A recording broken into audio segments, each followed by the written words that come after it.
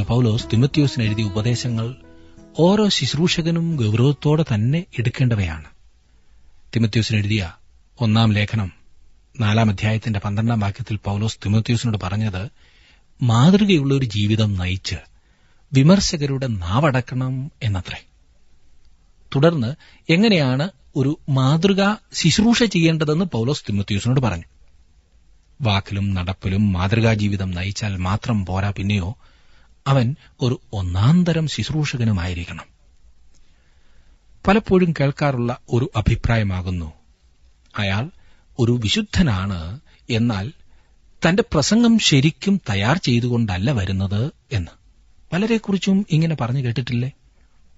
ചിലപ്പോൾ മറിച്ചു പറഞ്ഞെന്ന് വന്നേക്കാം, അയാൾ ഒരു നല്ല പ്രസംഗകനൊക്കെയാണ്, എന്നാൽ മുൻകോപമെല്ലാം നശിപ്പിക്കുന്നതുപോലെ ഉണ്ട് എന്ന്. ജീവിതവും ശുശ്രൂഷയും ഒരുമിച്ചു പോകേണ്ടതുണ്ട്. രണ്ടിലും ഒരുപോലെ വിജയിക്കാത്തവൻ ദൈവിക നിലവാരത്തിൽ ഒരു പരാജയമാണ്. ഞാനത് വീണ്ടും പറയട്ടെ, ജീവിതവും ശുശ്രൂഷയും ഒരുമിച്ചു പോകേണ്ടതുണ്ട്. രണ്ടിലും ഒരുപോലെ വിജയിക്കാത്തവൻ ദൈവിക നിലവാരത്തിൽ ഒരു പരാജയമാണ്. ഒരുപക്ഷെ സ്വഭാവത്തിലെ വൈകല്യങ്ങൾ മറ്റാരും അറിഞ്ഞില്ലെന്ന് വന്നേക്കാം, എന്നാൽ താങ്കളുടെ ജീവിതത്തിൽ ശുശ്രൂഷയ്ക്ക് എഴുന്നേറ്റ് നിൽക്കുമ്പോൾ, ശുശ്രൂഷയിലായിരിക്കുമ്പോൾ അത് പ്രാഗൽഭ്യം നഷ്ടപ്പെടുത്തും, കുത്തിക്കൊണ്ടിരിക്കും. ഒരുപക്ഷെ സ്വഭാവമൊക്കെ നല്ലതായിരിക്കും, എന്നാൽ ദൈവവചനം പഠിക്കുവാനും തയ്യാർ ചെയ്യുവാനും സമയമെടുക്കാത്തതിനാൽ അത് താങ്കളുടെ ശുശ്രൂഷയെ ബാധിച്ചെന്ന് വന്നേക്കാം. 4 അധ്യായത്തിന്റെ 13 മുതലുള്ള വാക്യങ്ങളിൽ പൗലോസ് ഒരു മാതൃകാ ശുശ്രൂഷയുടെ 6 വശങ്ങളെക്കുറിച്ച് സംസാരിച്ചത് നാം കണ്ടു. 4 അധ്യായത്തിന്റെ 13 മുതലുള്ള വാക്യങ്ങളിൽ ഒന്നാമതായി പരസ്യ ശുശ്രൂഷയിലെ സമർപ്പണം. 2, തനിക്കുള്ള വരം ഉപയോഗിക്കുന്നതിൽ സൂക്ഷ്മത ഉള്ളവനായിരിക്കുക. 3, ശുശ്രൂഷയോടുള്ള സമീപനത്തിൽ തീഷ്ണതയുള്ളവനായിരിക്കും. 4, ശുശ്രൂഷ അവന്റെ മൊത്തം ആളത്വത്തിൽ വെളിപ്പെടുന്നതായിരിക്കും. 5, അവൻ നിരന്തരം വലിയ പ്രയോജനത്തിലും ക്രിസ്തുവിനോടുള്ള അനുരൂപതയിലും അഭിവൃദ്ധിപ്പെട്ടുവരും. 6, തന്റെ ജീവിത രീതിയും വിശ്വാസവും ദൈവിക നിലവാരത്തോട് യോജിക്കുന്നതായി കാത്തുസൂക്ഷിക്കുവാൻ അവൻ ശ്രദ്ധിക്കും. ശുശ്രൂഷയിലായിരിക്കുന്ന ഓരോരുത്തരും തങ്ങളെ തന്നെ സ്വയപരിശോധന ചെയ്യുവാൻ സഹായിക്കുന്ന ഒരു ഭാഗമാണ് 4 അധ്യായത്തിൽ നാം പഠിച്ചു കഴിഞ്ഞത്. ഒരിക്കലും ശുശ്രൂഷ ലാഘവ ബുദ്ധിയോടെ കാണരുത്. ദൈവം തന്ന ശുശ്രൂഷകൾ ഏറ്റവും ഭയഭക്തിയോടെ നിർവഹിക്കേണ്ടതാണ്. ഒരുപക്ഷെ താങ്കൾ പൂർണ്ണസമയ ശുശ്രൂഷകനല്ലായിരിക്കാം, എങ്കിലും താങ്കൾ ഒരു ദൈവ പൈതലായിരിക്കുന്നിടത്തോളം കാലം ദൈവീക ശുശ്രൂഷയിലാണ്. തിമോഥെയോസിന് എഴുതിയ 1 ലേഖനം 5 അധ്യായത്തിലേക്ക് നാം വരുമ്പോൾ സഭയിലെ സ്ഥാനികളുടെ ഉത്തരവാദിത്വത്തെക്കുറിച്ചാണ് നാം കാണുന്നത്. 5ഉം 6ഉം അധ്യായങ്ങളിൽ ഈ പ്രായോഗിക വിഷയം തന്നെയാണ് നാം കാണുന്നത്. ഇന്നത്തെ സഭയുടെ എല്ലാ തലങ്ങളിലേക്കും ഇറങ്ങിച്ചെല്ലുന്നത് തന്നെയാണിത്. വളരെ പ്രായോഗികവും അർത്ഥവത്തുമായ ഒരു ഭാഗം. പ്രാദേശിക സഭയിലെ വിവിധ കൂട്ടത്തിലുള്ളവരുമായി ശുശ്രൂഷകനുള്ള ബന്ധം. 5 അധ്യായത്തിന്റെ 1 വാക്യം ഞാൻ വായിക്കട്ടെ. മൂത്തവനെ ഭത്സിക്കാതെ അപ്പനെപ്പോലെയും ഇളയവരെ സഹോദരന്മാരെപ്പോലെയും. മൂത്തവനെ ആദ്യമായി ചർച്ച ചെയ്യുന്ന ബന്ധം മൂത്തവരുമായുള്ളതാണ്. മൂത്തവൻ എന്നതിന് ഇംഗ്ലീഷിൽ എൽഡർ എന്നാണ് പറഞ്ഞിരിക്കുന്നത്. പൗലോസ് ഇവിടെ ഉദ്ദേശിക്കുന്നത് സഭയിലെ മൂപ്പന്മാരെ ആണോ അതോ തിമോഥെയോസിനേക്കാൾ പ്രായം ചെന്നവരെ ആകുന്നുവോ എന്ന് പലരും തർക്കിക്കാറുണ്ട്. ആദിമസഭയിൽ മൂപ്പൻ സഭയിലെ ഒരു സ്ഥാനം വഹിച്ചവനായിരുന്നു. എന്നാൽ ഇവിടെ ഉപയോഗിച്ചിരിക്കുന്ന പദം ഒരു വ്യക്തിയെ കുറിക്കുന്നതാണ്. ഇവിടെ പറയുമ്പോൾ പൗലോസിന് ഇത് രണ്ടും ഒരുപക്ഷെ മനസ്സിലുണ്ടായിരുന്നു എന്നാണ് ഞാൻ കരുതുന്നത്. പക്വത വന്ന ഒരു ദൈവ പൈതലിനെക്കുറിച്ചും സഭയിലെ ഒരു സ്ഥാനിയെക്കുറിച്ചും പൗലോസ് ചിന്തിക്കുന്നുണ്ടാകും. കാരണം മൂപ്പൻ എന്ന് പറയുമ്പോൾ പ്രായമുള്ള ആൾ തന്നെ ആയിരിക്കുമല്ലോ. മൂത്തവനെ ഭത്സിക്കാതെ അപ്പനെപ്പോലെയും. ഒരു മൂപ്പനെ തിമോഥെയോസ് പരസ്യമായി ഭത്സിക്കരുത് എന്നാണ് പൗലോസ് പറയുന്നത്. പിന്നെയോ രഹസ്യമായി പ്രബോധിപ്പിക്കാവുന്നതാണ്.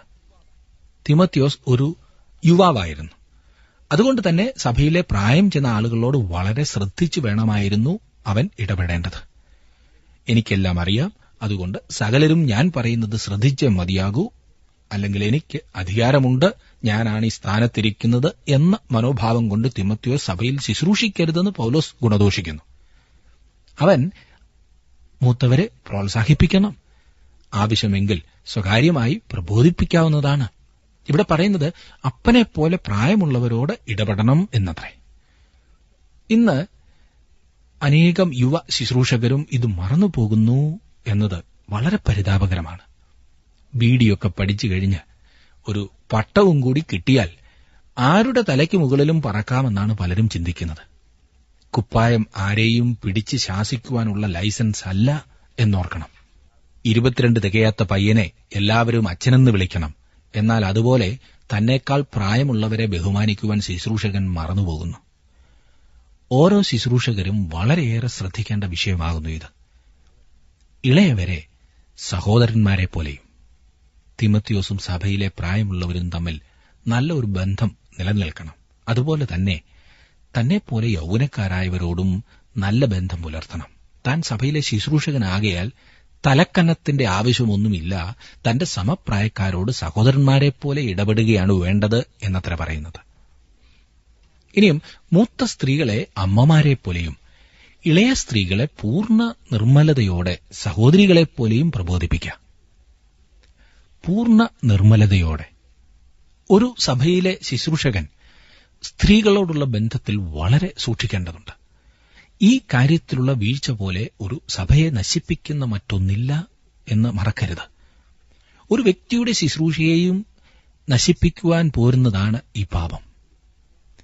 ഈ കാരണത്താൽ ഒരു ശുശ്രൂഷകൻ സഭ വിടേണ്ടി വരുമ്പോൾ അവിടുത്തെ ആത്മീക നിർജീവത്വം ഭയങ്കരമായിരിക്കും. ഈ പറഞ്ഞതുപോലെ ഒരു പാപം മറ്റെന്തിനേക്കാളും ഏറെ ഒരു സഭയുടെ ആത്മീക ജീവിതത്തെ നശിപ്പിക്കുന്നതാണ് എന്നോർക്കുക.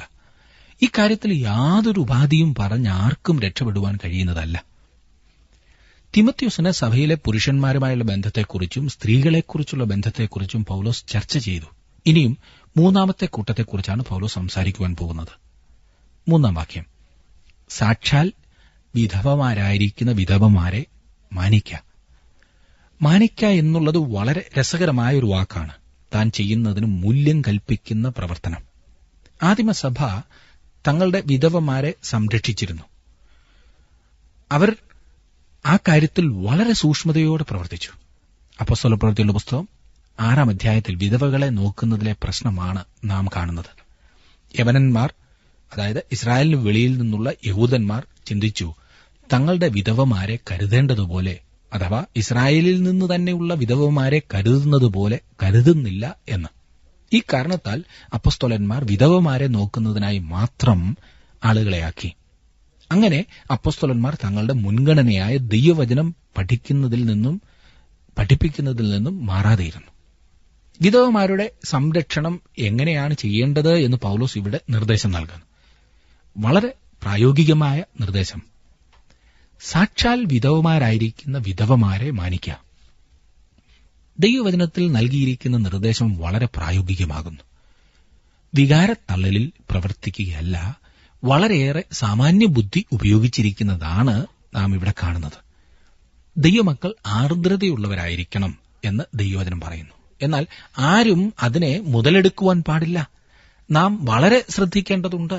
ആദിമസഭ വിധവകളെ സംരക്ഷിച്ചു. എന്നാൽ അവർ ചെയ്തത് ഒരു ആതുര സേവനം എന്നതിനേക്കാൾ ഉപരിയായിട്ടായിരുന്നു. കണ്ടവരോടൊക്കെ തോന്നിയ സഹതാപത്താൽ അവർ വാരിക്കോരി കൊടുക്കുകയായിരുന്നില്ല. ആരാണ് സാക്ഷാൽ വിധവമാരെന്നും എവിടെയാണ് ആവശ്യമുള്ളതെന്നും എത്രമാത്രമാകുന്നു ആവശ്യമുള്ളതെന്നും അന്വേഷിച്ച് കണ്ടുപിടിക്കുവാൻ ശുശ്രൂഷകന്മാരെ ചുമതലപ്പെടുത്തിയിരുന്നു. കണ്ണിൽ കാണുന്നവർക്കെല്ലാം വാരിക്കോരി കൊടുത്തതുകൊണ്ട് അത് ചുമതല നിറവേറ്റുകയല്ല എന്നോർക്കണം. നാം കഷ്ടപ്പെട്ടുണ്ടാക്കുന്ന പണം ആർക്കാണ് ലഭിക്കുന്നതെന്നും അത് പ്രയോജനപ്പെടുന്നുണ്ടോ എന്നും അറിയേണ്ടത് നമ്മുടെ കടമയാണ്. ഞാൻ കള്ളുകുടിക്കാതെ ഉണ്ടാക്കിയ പണം സഹതാപം തോന്നിയതുകൊണ്ട് ഒരുത്തിന് കള്ളുകുടിക്കുവാൻ ഞാൻ ഒരിക്കലും കൊടുക്കില്ല. ഈ കാര്യത്തിൽ ആദിമസഭ എത്രമാത്രം സൂക്ഷ്മതയോടെ പ്രവർത്തിച്ചിരുന്നു എന്ന് ശ്രദ്ധിക്കുക. ആതുര സേവനം ഒരിക്കലും ബുദ്ധിമോശമായി ചെയ്യരുത്. ആർക്കാണ്ടു വേണ്ടി വല്ലതും ചെയ്തു കൂട്ടുന്നത് കൊണ്ട് ദൈവം പ്രസാദിക്കുന്നില്ല എന്നോർക്കണം.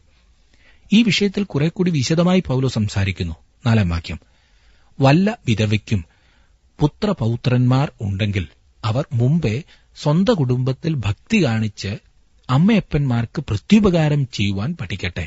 ഇത് ദൈവസന്നിധിയിൽ പ്രസാദകരമാകുന്നു.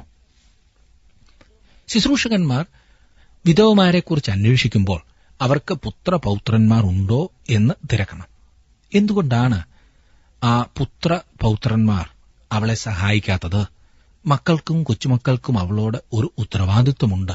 ഇത് ദൈവത്തിന്റെ മാർഗമാകുന്നു. ഇന്നും ഇതാകുന്നു അവന്റെ മാർഗം.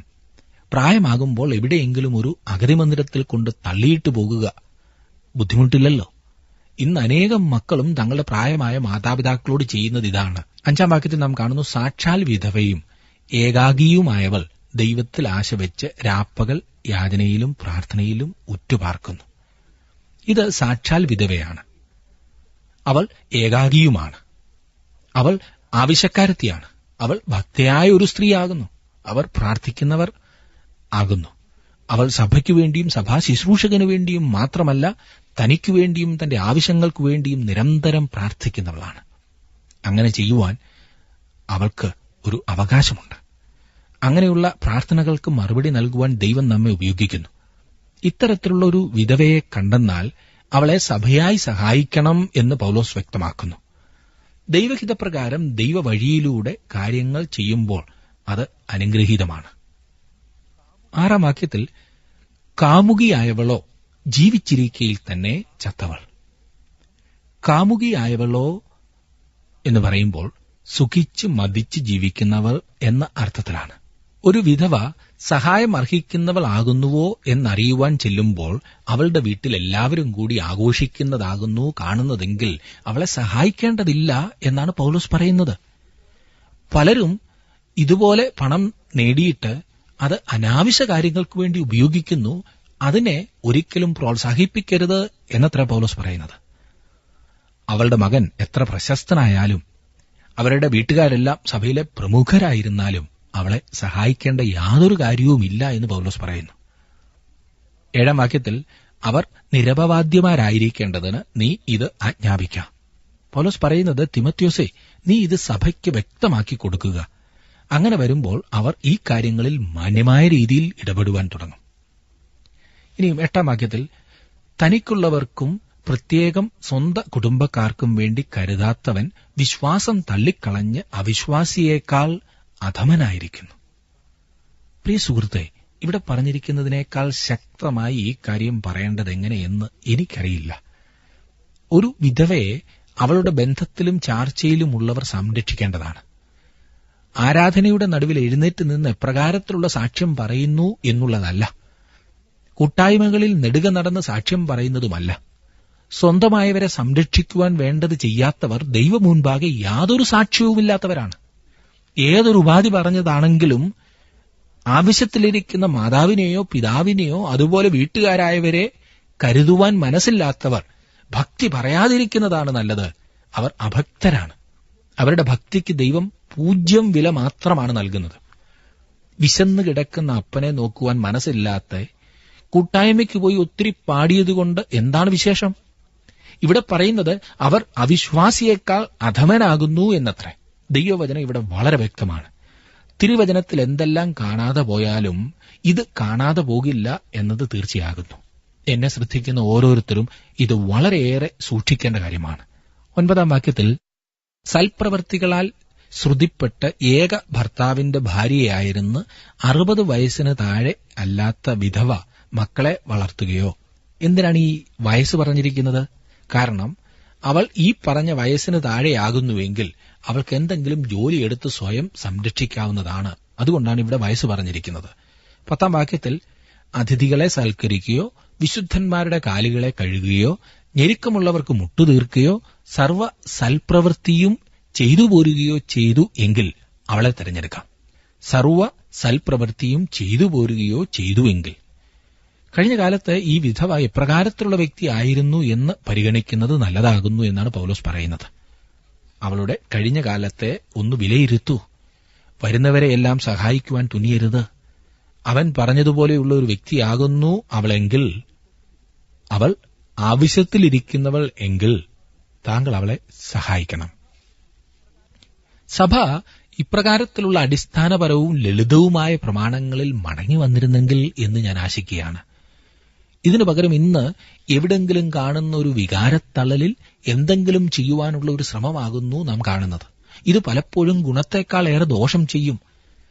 അയോഗ്യരായ ആളുകളെയും കൂടുതൽ കരയുവാൻ കഴിവുള്ളവരെയും നമ്മുടെ ലോലഹൃദയം സഹായിച്ചിട്ട് നമ്മുടെ ഇടയിൽ തന്നെ ആവശ്യത്തിലിരിക്കുന്നവരെ പലപ്പോഴും അവഗണിക്കുന്നതാണ് കാണുന്നത്.